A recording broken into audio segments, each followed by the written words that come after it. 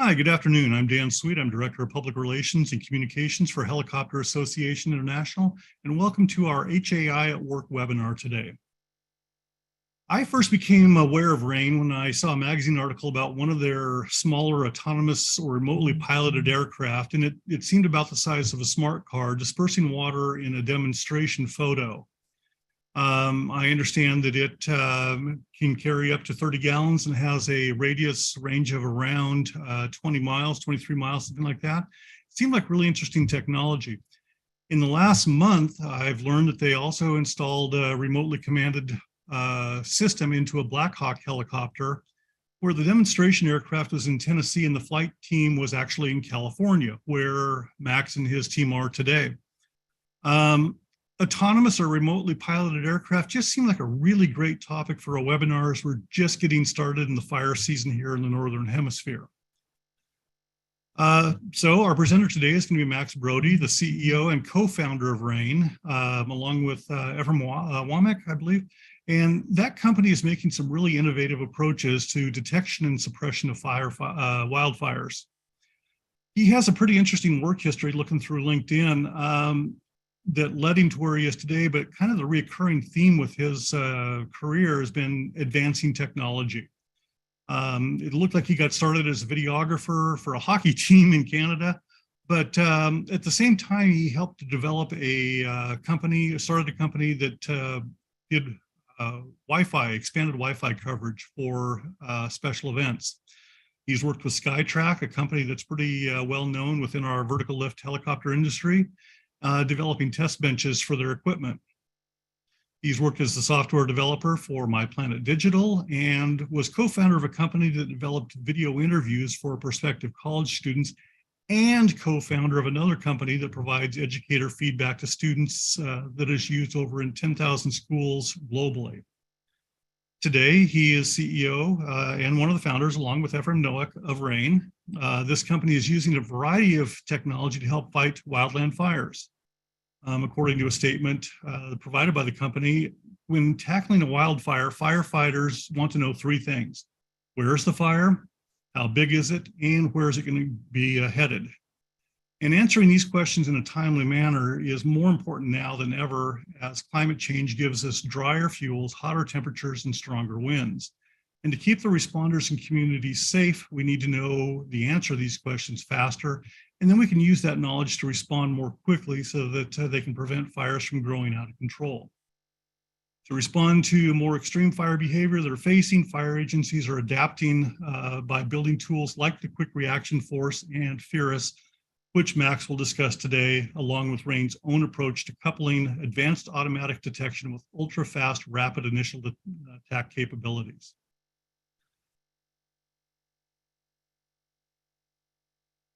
There we go. For those who are new to our webinars, we do prefer that these be interactive. We want to get your questions answered. We want to make sure we do that. So we encourage you to ask questions during the webinar. Please use the question module within Zoom here. Please go ahead and chat as well if you'd like, but we do pay most attention to the question module. That's where we're going to be going back and forth. If we have questions, we might reach back out to you privately to find out if, a little bit of clarification or something like that. We do record our webinars as well. And the webinar recording should be available tomorrow at probably Monday at the latest. We'll get that posted to our YouTube channel and to our website. So now let me stop sharing and invite Max to join us for his presentation. Max, that's quite a work history. What do you do in your spare time?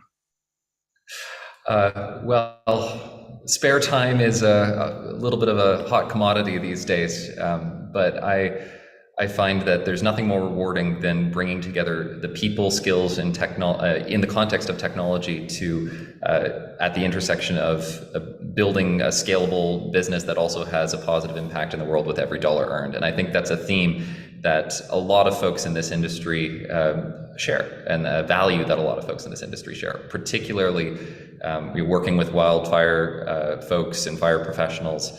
Everyone's in this business for a personal reason. There's a history there. It's not just a job, it's a calling. So Well, in that case, I'm going to back out of the camera and let you begin your presentation. I'm really looking forward to this one today. Yeah, me too. And just echoing what Dan mentioned earlier, folks, I'm very happy to make this interactive. I'm hoping to reserve a significant amount of time at the end for Q&A. If we don't get to all of those questions at the end for whatever reason, we love to be engaged with the industry. We've been working on this technology and in this space since 2019, and I hope that you'll see as we get into our conversation today some of the incredible momentum that's been building over even the past few months for this type of uncrewed rapid initial attack technology applied to wildland fire. So just some context. No, this is not a fake background. I apologize for the echo. We did just recently move into our new facility here at the former Naval Air Station in Alameda in the San Francisco Bay Area. It's fantastic. We've worked with a broad suite of partners to be able to do flight testing just out behind me here. So if you are ever out in this way, please do drop a line. But with that, I'd love to get into what it is, or the backstory, our why for why we are building the technology that we are. And it really began with a single tree. As Dan mentioned, wildfire is lived experience for myself and for my co-founder and chief engineer, Ephraim Novak. Our story began in 2003 with this fire that you're looking at that ended up taking out a third of my hometown and burned, and this single tree burned for hours and hours before anybody responded. This fire ended up causing the largest mass evacuations in Canada since the Second World War. I remember nailing a soaker hose to our roof with my dad as chunks of ash rained down, and police stood at the bottom of our driveway ordering us to leave. And it's just not one of those things that you forget. And we at RAIN don't want anyone to have to feel like that again. And so we started RAIN in 2019 to stop fires before they grow out of control with uncrewed helicopters. So I want to take a step back and cast this in a broader context. Since 2003, the problem of catastrophic wildfire has become considerably worse. And this is both a symptom and a cause of climate change.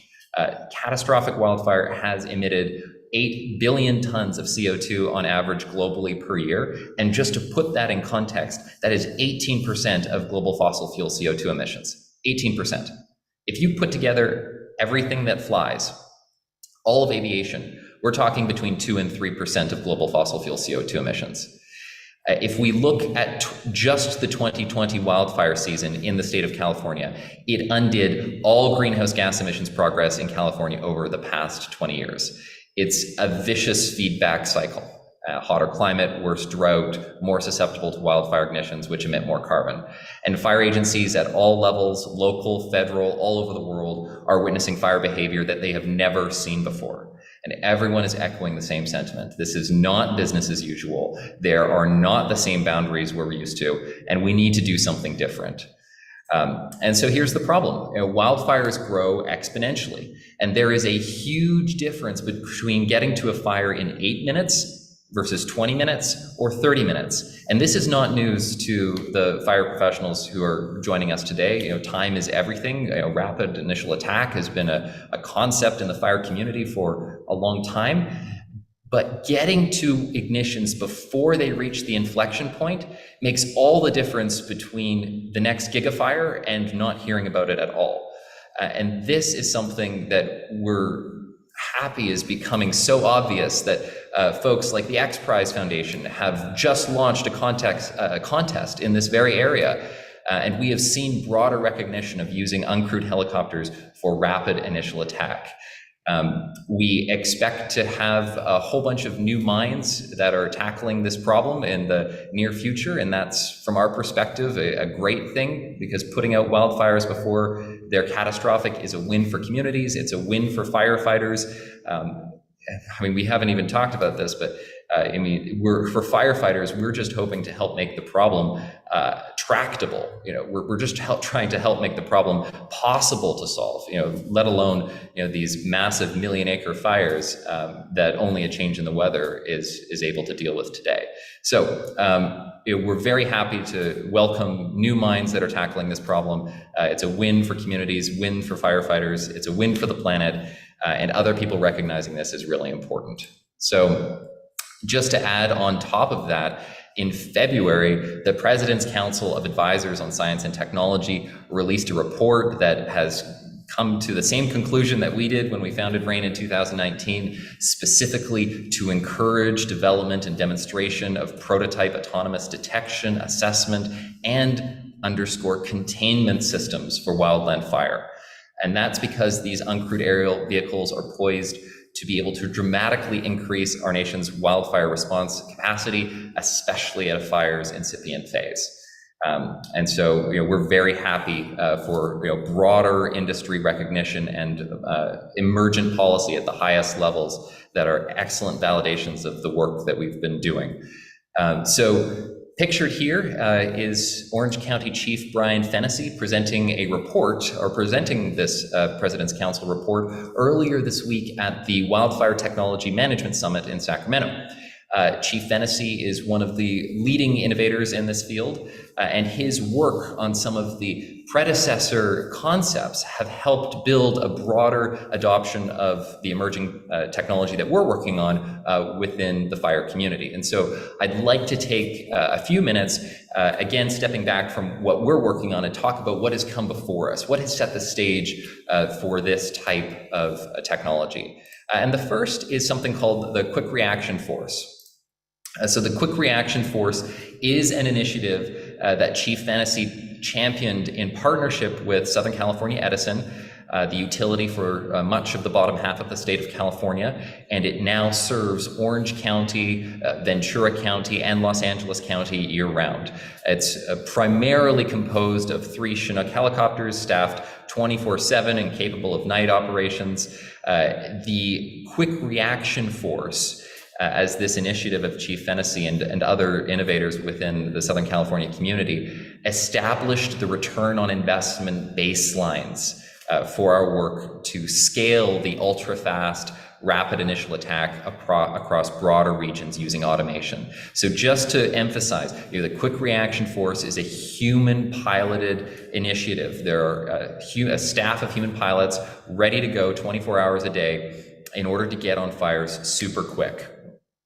So, and that's a fantastic validation and prototype of, okay, now how do we take that from a region and scale it across all of the extreme and high fire threat areas across California, the Western United States, and increasingly the American South and South and East regions, which, I mean, if you've been tracking the news, fires in Louisiana, even this past week, it's not the scale that we see in the West, but it's new for that region. So this is not just a California problem. It's not just a problem in the American West. It is a US and global problem. So the 2021 statistics for the Quick Reaction Force were prolific. Over 1,836 drops on more than 50 separate fire incidents, 2.6 million gallons, equivalent to 4.5 Olympic-sized swimming pools, with 28% dropped at night. Night operations are a fantastic opportunity to get ahead of wildland fire ignitions. It's often when the winds are calmer. And it's also a fantastic opportunity to introduce uncrewed aerial systems, where there's a gap in current capabilities, and the infrared cameras that guide the perception systems work equally well at night as they do during the day. So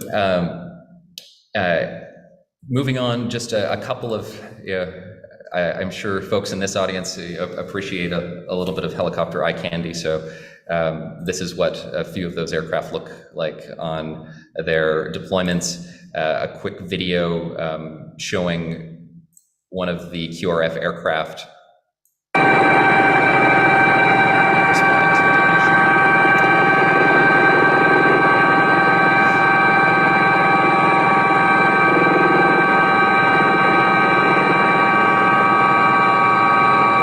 It's a beautiful thing, that drop.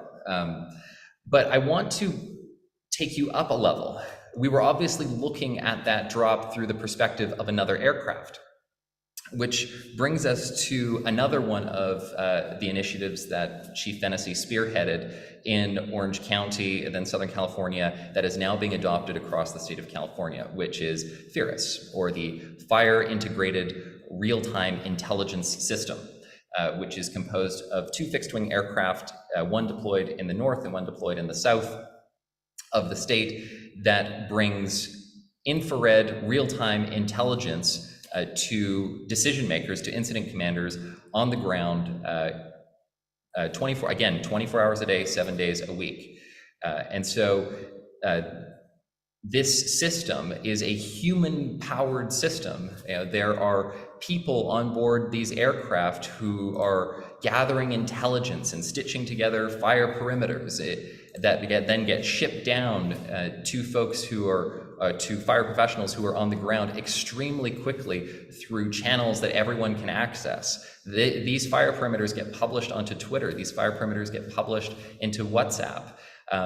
And so that people who are on the ground within half an hour or an hour can get this type of intelligence to make decisions about those topics that we began the conversation with. How big is the fire? Where is the fire, and where is the fire going? So, and this is what is happening today. This began in Orange County as a pilot project that then was scaled across the state thanks to funding through the California Office of Emergency Services, and just this year is being transitioned to a Cal OES annual program at about $30 million per year program.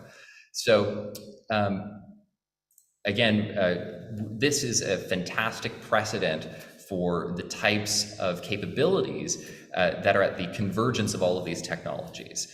Robotics, AI, sensors, infrared sensors like the gimbal on this aircraft being merged together with human analysts on board the aircraft to push down data to supercomputing capabilities on the ground that are then doing fire spread and prediction models. That's fantastic. This is what is working and happens today. And it's also pointing to what is to come down the road, which is the topic, and this is where we step into this picture, and where the technology that we bring to the table is stepping into this picture, which is really the convergence of these distinct technologies in sensing, in AI, in robotics, in drones, putting it all together in order to achieve what we believe is the holy grail, which is reliably getting to ignitions before they grow out of control. Looking at fire growth models and designing the technology in order to reliably get to ignitions before they grow out of control. So this is what Dan alluded to, and some of you may have seen on our website. This is Mosquito aircraft that we integrated with earlier in 2022 as part of our demonstrator efforts. It's up and flying over here in the San Francisco Bay Area. We've been doing fire target practice with it. And it's really, this is in the context of we know that working closely with fire professionals is the most important thing we can do to help accelerate bringing this technology into the real world. We cannot be out here just sitting in a vacuum, designing technology absent, any input or feedback from the fire community. Yes, this is new. Yes, it's going to bring fantastic new capabilities, but as engineers, and we cannot design technology in a vacuum. And so one of the things we are most proud of is building this technology hand in hand with fire professionals. And we are always willing and happy to listen, receive feedback, iterate, and turn it around. We're a very, very strong engineering team. We're excited to bring together people who with unique skill sets, who've previously applied, in many cases, their skills to solving problems in the defense world, to now solving these problems to support our wildfire fighters. Okay, so this is a single aircraft. A single aircraft deploying 30 gallons worth of suppressant is not going to do much. And so way back in 2019, we began RAIN by answering the question, how much retardant or suppressant more broadly delivered how quickly by how many aircraft is going to reliably contain an ignition before it grows out of control.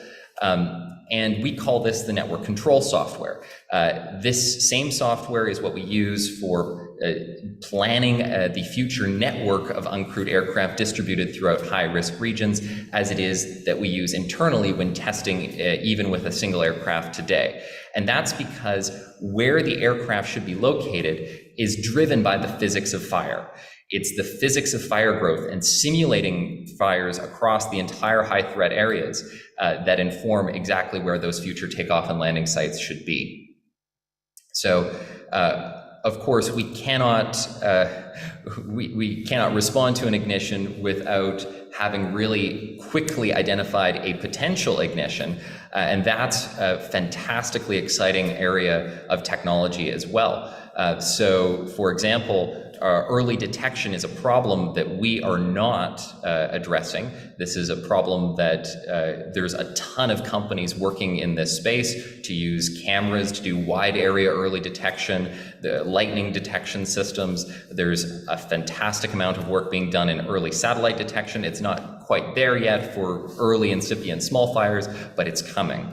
And so we are very happy to partner and work with all of these early detection data sources in order to bring that into the network control software, which is always in the hands of fire agencies to dispatch an aircraft to go respond to that ignition before it reaches, that ignition reaches its inflection point. I just want to underscore, there's a ton of surface area in this problem, and we are not focused on wide area early detection systems. We're partnering and working with others in the industry in order to bring in that early detection data to allow fire chiefs to dispatch aircraft to respond to ignitions. So just to give you the 1, 2, 3 of how things work. Fire is detected, perhaps that's with an alert wildfire camera. There's already over 1,000 alert wildfire cameras installed across the state of California. You can think about these as the early fire watch or the modern fire watch towers. They're often co-located with telecommunications towers, and they are constantly feeding back imagery into software that's doing algorithmic smoke processing to identify is what I'm looking at a cloud? Am I looking at a smoke plume? Which then, especially if there are multiple cameras in that region, are able to identify a region of suspected ignition. And that's not going to be like the exact latitude and longitude, but it's okay because all that's necessary is for there to be an ignition that's suspected, that then the agency having jurisdiction can push the button to dispatch the aircraft to go investigate the ignition.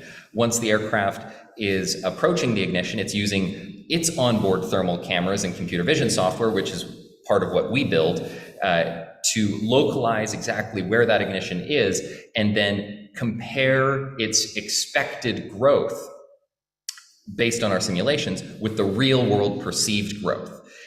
And at that point, that's when the system, with the full support of the agency having jurisdiction, could dispatch additional resources to respond in parallel. So as the aircraft is responding to an ignition, it gathers a better and better and better sense of how big is that fire, where is it going, and if this is mirroring that work that FIRUS currently brings to the market today in California. But taking that work and now integrating it with the capacity to rapidly suppress that ignition as soon as the aircraft arrives on scene. Okay, and so third step here is obviously contain. Now I want to be very clear here, what you're looking at is a compressed air foam system delivered from an aerial platform. To our knowledge, this is the first time this has happened, or that these two platforms have been, technologies have been married. To be clear, this is for indirect suppression ahead of an advancing fire front. Obviously, with rotor wash and a foam stream like that, if you were to attempt direct suppression, it would also fan the flames. But drawing a containment line ahead of the fire's advancing front. So I'm sure there's probably going to be a ton of questions on this that we can get into later, but in the interest of time, I'll just keep going here. Ultimately, this is the vision. So taking risk, like what it looks like on the left, down to a low or green level of risk, like what you see on the right, using a network of these uncrewed aircraft that are forward deployed throughout high-risk regions, capable of responding to ignitions before they grow out of control. And I want to emphasize that this is not a scatter, throw darts at a map and figure out where these takeoff and landing sites are. These takeoff and landing sites are all designed based on the physics of fire growth, determining where they should be located in order to reliably get to an ignition before it grows out of control. The takeoff and landing sites are installed based on wildfire risk. Okay, so just to put a wrap on what we call the smaller platform, this is the Mosquito. We've taken that technology and applied it to larger platforms because we know that some of the worst fire starts are driven by high wind conditions, so operating in 30, 40, 50 plus mile per hour winds. And these type of wind conditions demand larger platforms. And so later last year, as part of demonstrating the portability of our technology across aircraft types, we have integrated with a much larger platform, the Black Hawk. And as what Dan mentioned at the opening, our team was located in our offices here in California. The Black Hawk was located over in Tennessee. And we remotely commanded the flight path of that aircraft from our offices in Alameda. So, just a few more photos of what that looked like. Now, I want to emphasize that all of this was done in partnership with others in the industry. We are building this technology as an integration kit to bring to existing aircraft and existing platforms. We want to be able to, for our fire agency customers, to be able to bring their own aircraft to us and for us to be able to upgrade them.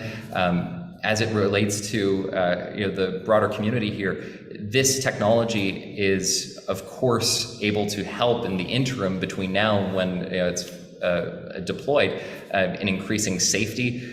You can see that here we have 2 safety pilots on board. Obviously, when we work with larger platforms, we're not going fully uncrewed like we did with the smaller platform immediately. So to that end, I'd like to just close out with a brief video that runs through the recent test and demonstration that we did, remotely commanding the Black Hawk's flight path from our offices in California to an aircraft that's located in Tennessee. And I'll let our Chief Engineer, Ephraim Novak, take it away.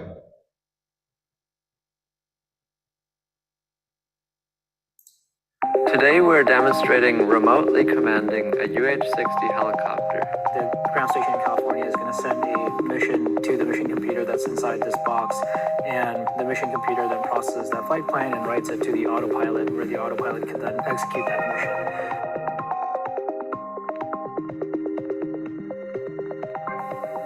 Vector comms check. Copy. Standing by for flight.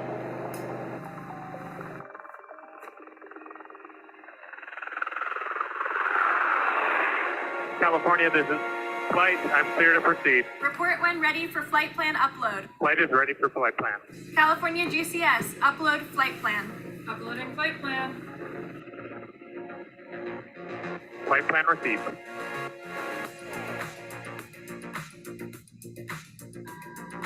Flight plan is activated.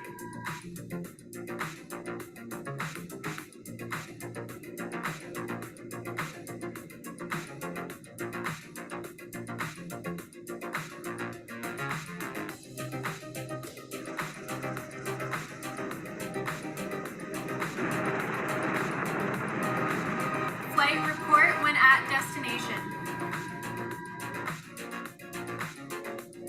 California, this is the flight. We have reached destination. Flight, verify when mission computer reads RTV. I see RTV on my display. Flight, you can prepare for landing after this.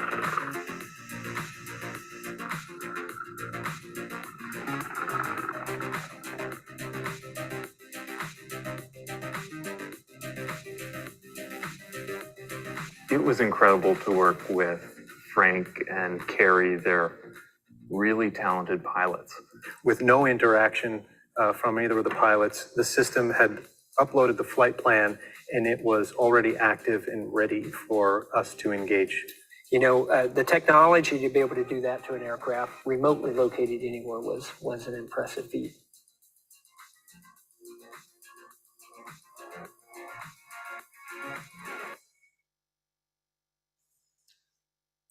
Okay.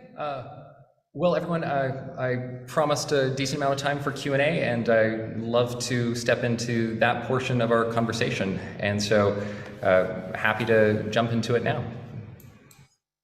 Okay, we do have a handful of questions, Max, and a really great presentation. I just think that in the short-term future, you know, there's going to be a great way to integrate the autonomous, remotely commanded, remotely piloted aircraft with piloted aircraft. It seems like California is really kind of stepping up in that direction with their fast attack teams. And so it'll be great to watch that this summer. Hopefully California won't have much of a fire season. We'll have to wait to see your system in place, but we'll see how it goes. Can the smaller Mosquito aircraft fight fire at night or in low visibility? Are they going to be able to work in situations where piloted aircraft may not be able to work? That's a fantastic question. So there's nothing fundamental about the technology that prevents the aircraft from operating at night. And I want to emphasize and underscore that the technology that powers the Mosquito, it translates to larger aircraft as well. So there's nothing fundamental about the technology that's different between the Mosquito and the larger platforms like the Black Hawk that would prevent, say, the Black Hawk from operating at night as well in an uncrewed manner. The capabilities that we have demonstrated to date have not included night operations, but it's something that we're very keen to work on as we bring the technology towards commercialization. Okay, let me switch back to the other screen that I just lost, of course, for some reason. It decided to disappear on me. Question from Mawia. How are the aircraft controlled from the ground, or are they automated? You have people, and maybe this applies to both, with the crew in California. Were any of them pilots? Were they operating with flight controls, or are these all computer programmed flight routes? So this is something that is a very important topic in the industry, is becoming more specific about what autonomy means and what's the difference between automated and autonomy, and what is that, or what are the capabilities along that spectrum. And so there are automated components to what we have demonstrated and autonomous components to what we have demonstrated and will continue to demonstrate in the future. The trajectory or the spectrum begins with automation and moves towards autonomy. And one of our engineers really likes to talk about it this way, the difference between automated and autonomy.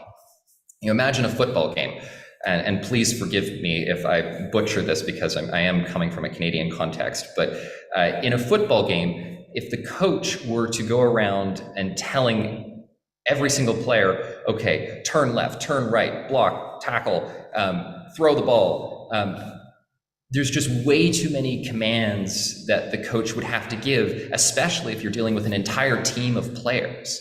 And that's similar to what automated looks like. That's a scenario where you have a ground control station and remote pilots are manipulating the flight control surfaces, or they're saying, go here, go here, go here, go here, as it progresses along that spectrum.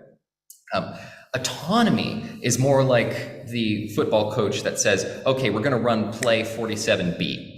And then everyone just knows what to do. And that is the trajectory of the industry. And that's the capabilities that we're building towards. Now, it's really important to note that building full autonomy is not required to help bring this technology into the world and for it to start being useful and being deployed, especially when you're dealing with, say, one or two automated aircraft operating on a fire at the same time. You can have remote pilots who are making all of those decisions.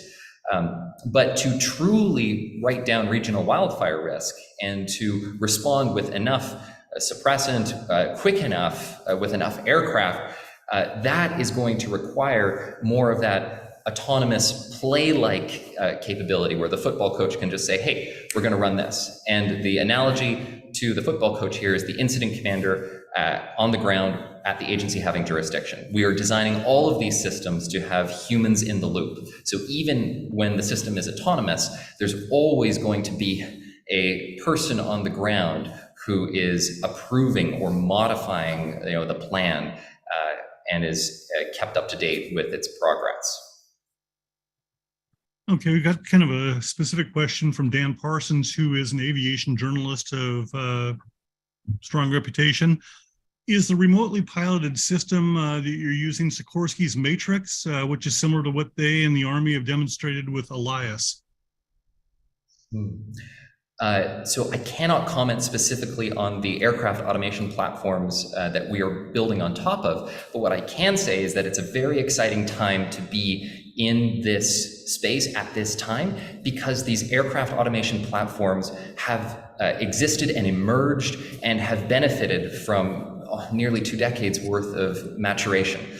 So we are not building the soup to nuts here. I mean, there's so many giants that we're able to partner with and add capacity or capabilities to. So the short version is it's an exciting time to be working in a space where there are multiple aircraft automation platforms that are supporting legendary aircraft like the Blackhawk. Fair enough. Somebody was wanting to know how many people were on the flight crew in California that were commanding the aircraft in Tennessee? Yes. So we had 3 people who were at the stations, and then there was probably a brief clip there where you saw a bunch of us who were very intently watching everything going on and all the monitors behind them. One of our longtime webinar viewers is asking a question I think that every pilot in our industry is concerned about. How long do you foresee that pilots are no longer needed? With helicopter missions are entirely different than, say, fixed wing operations. Will there be a point where some of the computer technology can completely replace pilots? Well, I think what you're going to see is specialization, and that's the history of technology and technology enabling humans to do greater and better things. We are designing technology to do something very, very specific, which is the ultra-fast rapid initial attack mission within the context of a broader network of aircraft. There's going to be many places where fires do not necessarily grow as quickly, where the need to get on fires fast is not as strong. And I think for a reasonable amount of time, you'll continue to see good opportunities for pilots to jump in and provide fantastic services to the wildland fire community. I say this even as we sit in a massive pilot shortage at the moment, right? There's everyone from airlines to air attack is clamoring for pilots. And within these specialized domains like aerial firefighting, you can't just, it's not just, oh, you've flown a helicopter before, okay, now you can do aerial firefighting. It's important to have a built up degree of experience in this domain to be safe. So I think if we even look at the statistics, 6 aerial firefighting fatalities in 2022, 6 aerial firefighting fatalities in 2021 in the United States, and 7 aerial firefighting fatalities in the United States in 2020. Globally, it's not just a rotorcraft. A year earlier this year, 737 went down in Australia doing aerial firefighting. It's not a safe job. And when we look at the history of robotics and where robots are typically applied, I mean, we send robots to the bottom of the ocean, and we send robots to outer space. We send robots to the places where it's really dangerous for humans. And if we put a bow on all of that, for this technology and for other technology that's coming up around automation, there's going to be humans involved for the long term. There's going to be humans who are the remote pilots. There's going to be humans in the near term who are as safety pilots, as we've demonstrated just in that video. The story of automation and technology over 100+ years is enabling humans to do more and greater things and do so safely. And so in the short term, so I see that being true in the long term. And in the short term, I view this technology as just alleviating some of the back pressure on the pilot shortage.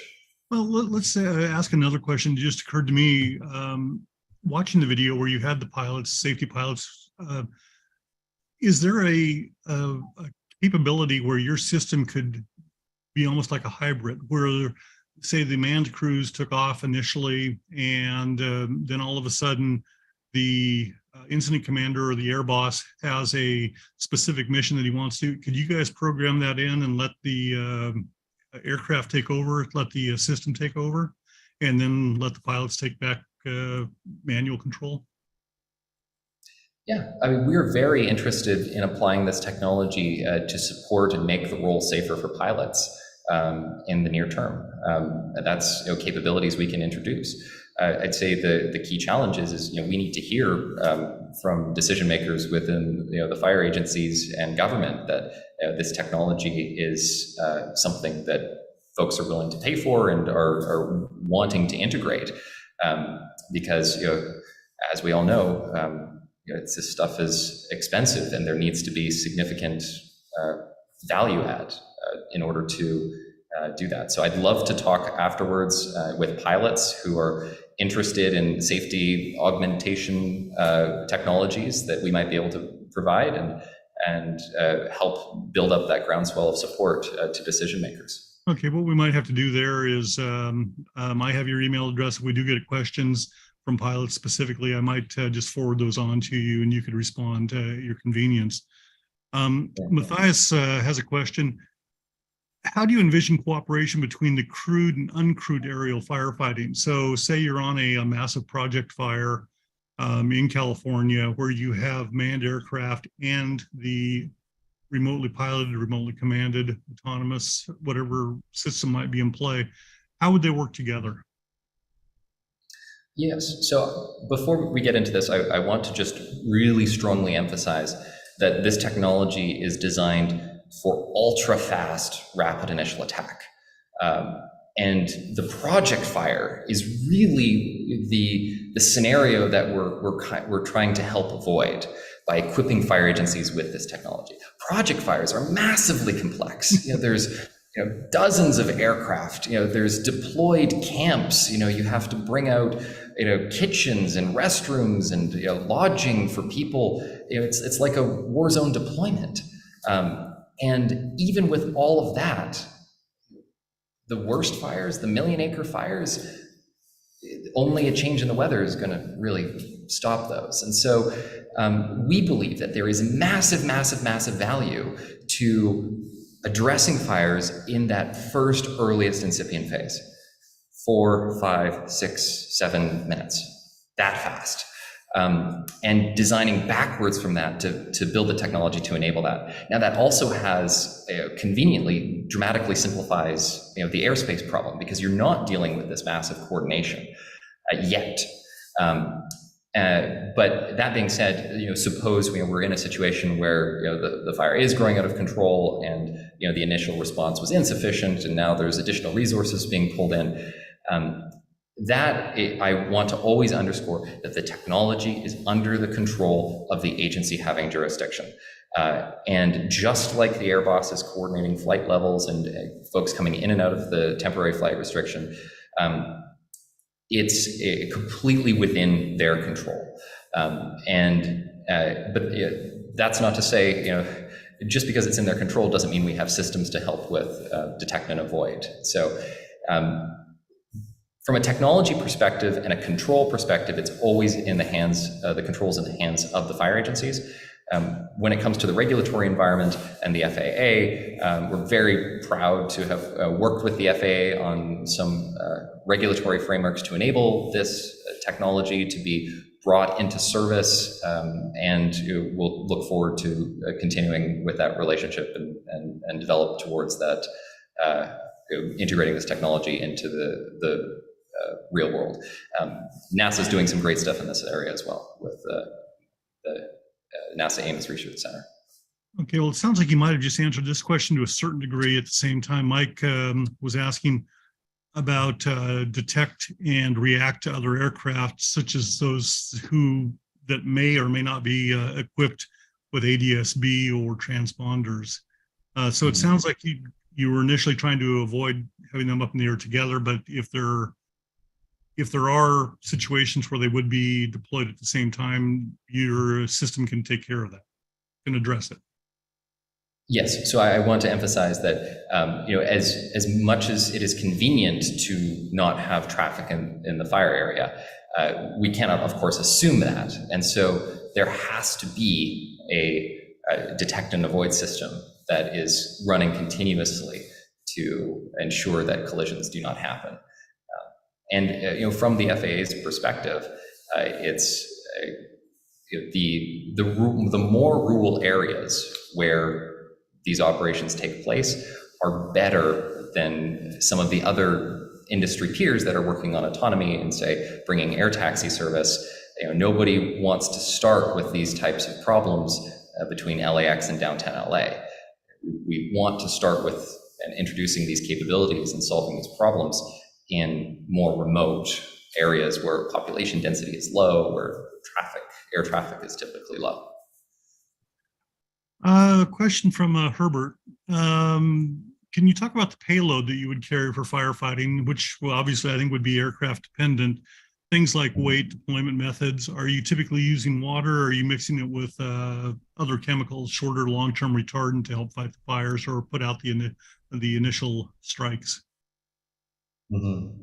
Yes, so you're spot on. It is aircraft specific, and we are building technology to be aircraft agnostic. So we want to be able to work with the existing fire agencies, their existing fire fleets, to help make the transition to this technology easier.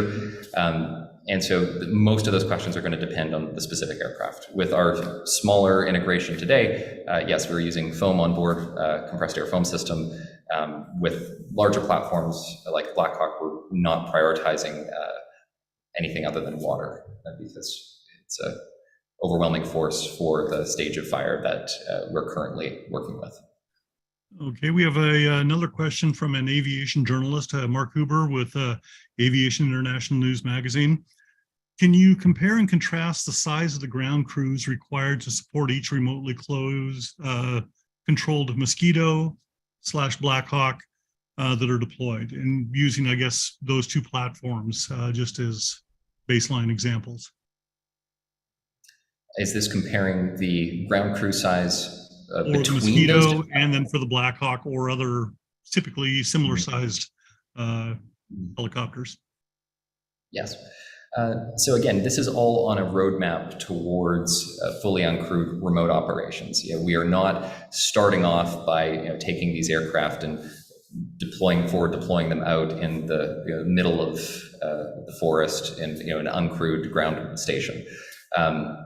And so much of the early stages are going to look very familiar and rely on existing infrastructure and personnel at helitack bases, at the existing airports.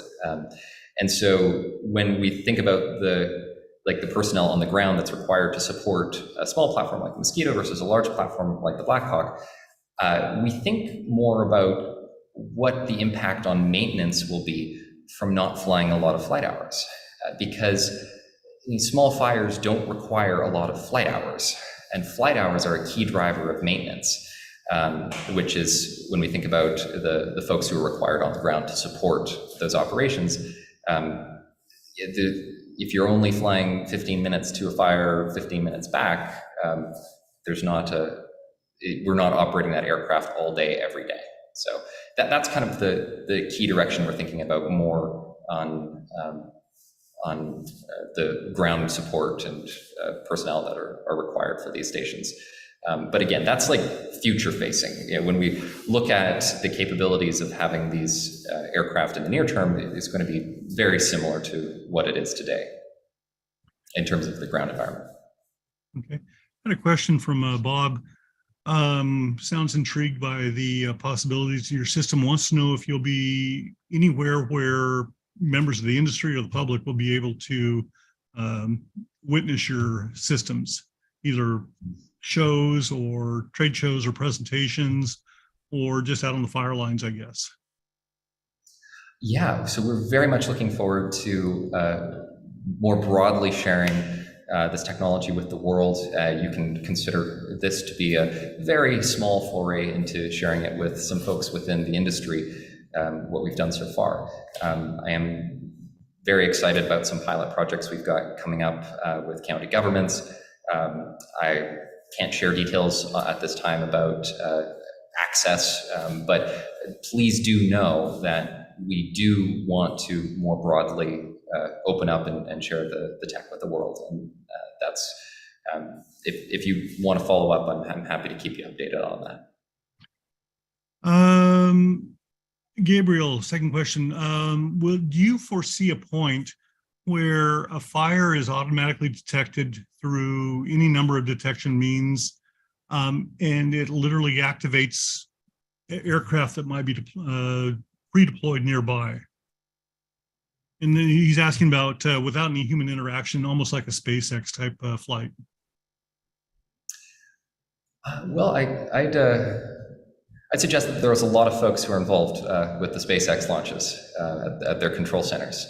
They may be aspiring to get to one point one day where nobody's involved with a launch or a recovery, but for the foreseeable future, there will always be a human in the loop for remotely deploying or rapidly deploying these aircraft. Now, the key challenge is to get everything that needs to happen along that authorization chain to happen extremely quickly. And that's where technology can help augment those processes. Okay, we've got a question from Richard. We're getting down to the end of the questions. You've apparently done a really great job with answering most everything in advance. What are some of the main features of your computer vision software? Are they able to heat map, infrared, or anything like that? Certainly. So we focus on infrared computer vision. And the key feature that is driven by an internal requirement is to be able to process that imagery and make sense of that imagery extremely, extremely quickly. Because the consumers, the internal consumers of that imagery, are navigation and suppression planning. And so we cannot have a significant delay between identifying between the infrared imagery coming in and a computer vision process determining where the fire front is, because multiple times per second, the aircraft is readjusting its navigation plan towards that fire front. Within that world, I'd say like the key thing that's difficult is doing this extremely quickly and with a sufficient accuracy that the internal consumers of navigation planning and suppression planning can use that information to make decisions.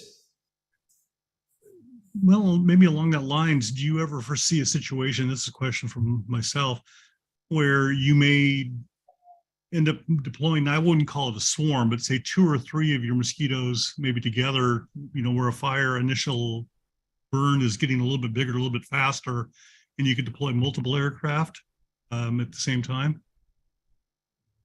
Yes, and that is a key component of the response model. And the question is, how many aircraft located where, carrying how much suppressant, are going to reliably contain an ignition within a protected region.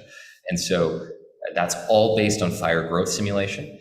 In some cases, that will be one aircraft. In some cases, that could be 5 or 6 aircraft. And the key thing is checking the simulation assumptions as the first aircraft approaches the ignition.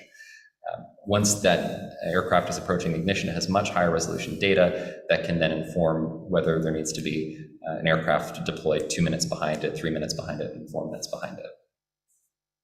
Okay, I think we've got a final question from Awi, and actually I think this is a great question to end with because it allows us to see other opportunities. Is your work specific just to the fire service, or do you see that there could be other applications that are exploring with some of your tech that other industry segments could benefit from? Maybe hurricane recoveries or other earthquake recoveries, other natural disasters, or other just events that might benefit from your technology? We are very focused on wildfire at the moment, but if folks have ideas about how this technology can be applied to other segments, we're always willing to have a conversation about that. But the wildfire problem in particular, I mean, it's not just another use case of automation. You know, it's not just like, oh, you know, we're going to do, you know, oil rig resupply with autonomous helicopters, or, oh, you know, in the future we're going to do medevac with autonomous helicopters. It has its own world of specific long tail problems that need to be solved in a highly technical way. And that's where our focus is now and for the foreseeable future. But you know, it's impossible to answer these the potential of opportunities without conversations. So very, very happy to have those conversations. Okay, I did get one more final question. Are you going to win the X Prize? We are focused on bringing this technology into the world as fast as possible, because we believe that it is essential technology to help us coexist with climate change and to help prevent these catastrophic fires from destroying entire communities. And so the X Prize is fantastic validation of the work that we've been doing since 2019, and we look forward to being involved in that world. We are nonetheless laser focused on delivering results for our early visionary adopters and customers, and bringing this technology into the real world ASAP. Okay, Maxwell, I think that brings us close to the top of the hour. I'm going to get going through my wrap-up housekeeping slides here in just a second. But let me thank you for coming on today. I think that you provided a ton of great information to our industry, both in terms of ways that our industry can help work with your technology to, again, fight fires, to save lives, to save land, to save property, and also to help understand how it's going to integrate with the existing crude technology and where things can go down in the future. Perhaps some of our pilots can help transition and become controllers remotely, something like that. Lots of opportunities ahead. We are prioritize. Like, we're happy to collaborate. This is a massive problem with a ton of surface area. You know, the rising tide lifts all ships. So if you see a way that we can work together, we're there. Before I go into my housekeeping, do you want to give your website? Absolutely. You can find us online at rain.aero, RAIN.AERO, and drop us a line. I did see that there was a contact page on that website so that people can ask questions with their contact information, and you'll get back to them. Yes. Okay, well, thank you, Max. I appreciate your time. I appreciate the time of your staff, and wish you all the greatest successes as you move forward. Thank you, Dan. Goodbye for now. Let me go ahead and get things wrapped up here. There we go. We do have webinars coming up as well as today's really interesting future technology firefighting. It sounds like it's already in place. I shouldn't really even call it future technology. I'm looking forward to seeing how it works out this summer. Upcoming topics, 2 weeks from now, May 11th, we are going to have a discussion on the new HAI SMS program. Chris Hill, our Director of Safety, will be helping lead that.